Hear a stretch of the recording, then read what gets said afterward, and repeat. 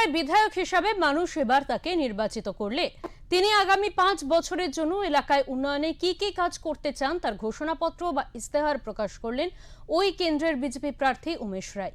Salkia GT রোডের নির্বাচনী কার্যালয়ে এক সাংবাদিক বৈঠকে তিনি ওই ইস্তেহার আনুষ্ঠানিকভাবে ঘোষণা করেন। উমেশ রায় দাবি করেন, ক্ষমতায় এলে মাত্র 3 বছরের মধ্যেই উত্তর হাওড়ার আমূল পরিবর্তন লক্ষ্য করা যাবে।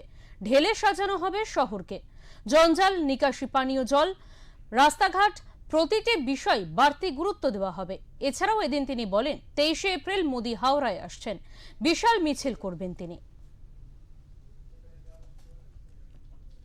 র্যালি শেষ হচ্ছিল না, হাজার হাজার মানুষ, লাখ লাখ মানুষ, শেষই হচ্ছে না।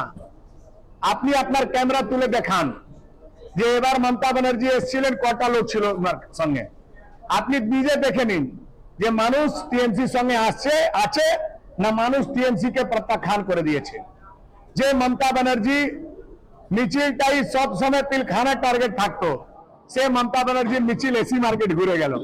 পিলখানা মোড়ে গিয়ে গাড়িতে বসে উনি শীতলা মন্দির গেলেন। আপনি বুঝতে পারছেন মমতা ব্যানার্জি বুঝে গেছেন যে উনি যে ভাষণ দিয়েছিলেন মঞ্চ থেকে যে আমি যতদিন আছি ততদিন আপনারা ভালো করে আছেন, আমি যেদিন থাকবো। আর লাস্টে জয় বাংলা হবে না তো?